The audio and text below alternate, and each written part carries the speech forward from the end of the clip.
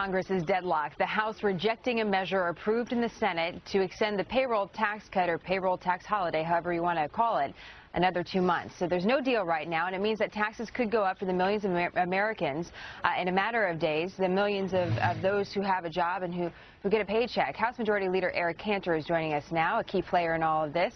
Congressman, nice to have you with us. Jenna, it's good to be with you. You know, as I was getting ready for our interview, I was looking at your title, Representative Cantor, and it reminded me that Congress is really supposed to represent the people, represent the will of the people. And I'm curious of whether or not you think that what's happening in Congress right now really reflects the will of the American people. Well, I don't, and that's why we're here in Washington today. And what we want to do is to make sure that everyone who has a job, all working taxpayers, are assured that their taxes are not going to go up for a year. And unfortunately, that is not the case right now because the Senate has said all they want is a 60-day extension of this payroll tax holiday. But I think even more, if we're looking at what American people expect, they would expect their representatives in Washington to be able to get along to try and work out differences. And that's why we are here in Washington. And what I can't understand is why he doesn't feel he needs to be here to try and resolve the differences, because they're not that great. And in fact, just a mile or so away from where I sit, the president is here in town in the White House. Why isn't he talking to us to try and work these differences out? There's only one thing at stake here, and that is whether we're going to see tax relief for the people who have a job in this country or not after the first of the year.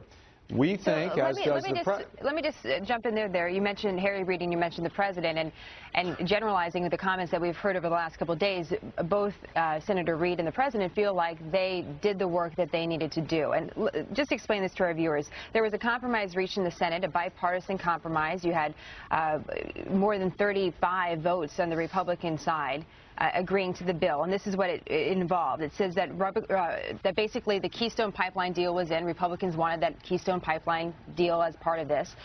They wanted to make sure that the payroll tax cut extension wasn't paid for through raising taxes, and that also was in. So the Democrats compromised on that. Why is the deal in the Senate not a good enough compromise? In the spirit of the fact that we know when you compromise, you don't get everything that you want. Why isn't that adequate? But, Jenna, the problem is it doesn't solve anything. I mean, it says 60 days worth of extension. And remember, you asked about the people. What are the people supposed to do when they're trying to budget for their needs and their households? How do you budget on a 2-month increment? And this is what we're saying. And the only reason why the president suggests that this is the only thing that can be done right now is because Harry Reid and the Senate are unwilling to come to town and work. Have you called the president? Have you called Harry Reid? Have you personally reached out and tried to bring them back to the table? Well, we have done a lot of things. Have you done it, though, at all? I have not. The Speaker of the House, who is in constant contact with the White House, as well as the Senate, has done so. And what we've said is, look, join us. The differences aren't that great. As you suggest, the deal in the Senate is not even a workable deal, because the people that administer payrolls in this country say you can't make it work. And if you try, you're going to potentially add added cost, uncertainty, and create harm to workers and small businesses. Why would we want to do that? And the reason why, if you say, well, it's just a bipartisan deal, the fact is that was the only deal Harry Reid was willing to bring up in the Senate.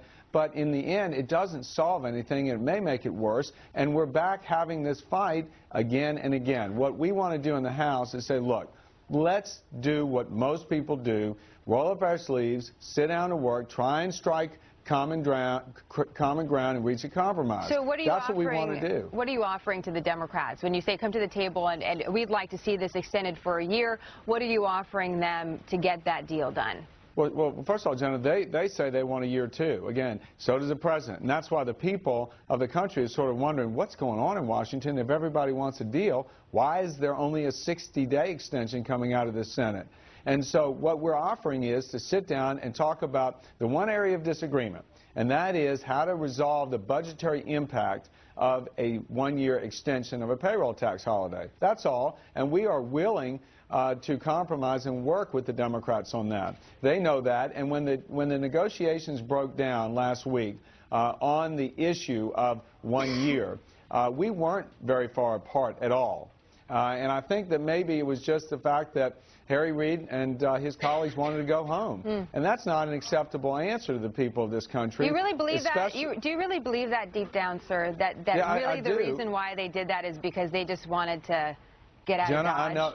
Jenna, I know that we weren't very far apart, so I cannot for the life of me figure out any other reason. And so let's be truthful to the American people, because we can get this done. And why don't we try and set a new tone for the next year and say, you know what, we're going to stop focusing on Washington can't do and start saying what we can do. And that's why we're here, and we're asking the president, who, again, is just a mile away, to come join us, try and get Harry Reid back into this discussion so we can resolve things and provide some certainty. Big picture here, let me just show you the Congress's approval ratings. We know that they're at a low. Obviously, the approval ratings are never very high when it comes to Congress, but we're going to try to show those on the screen for our viewers. And, you know, one of the things that happened today before we just came to set is that there wasn't supposed to be any business done in the House. And the House was adjourning for the day, but while the adjourning was happening, you had some Democrats try to start speaking and bringing the Senate bill to the floor. And in the process of doing that, the Republicans cut the mic and cut the video to the floor. And so the question, this is just one situation. I understand that there's no business being done. But how damaging do you think this process is overall into the confidence that people have in the government? Well, I mean, again, I think that the facts are we're sitting here on the ground in Washington waiting for the Democrats to come and do their work. And the truth is the bill is back in the Senate now. And so if Harry Reid is claiming he wants the House to act, we've acted. We acted yesterday. What we did is we rejected the Senate amendment, and we sent the bill back to the Senate and Harry Reid to come to a table, a conference, to work out the differences. So really, it is up to Harry Reid to make sure that taxes are not going to go up. What we're saying is a year is what everyone wants. We can get there. The differences are not that great. We'll see what happens over the next couple of days. I know that the year of 2011 is running out of time. Congressman, nice to have you. Happy holidays to you and your family. Jenna, Merry Christmas, Happy Hanukkah, Happy Holidays. Thank you.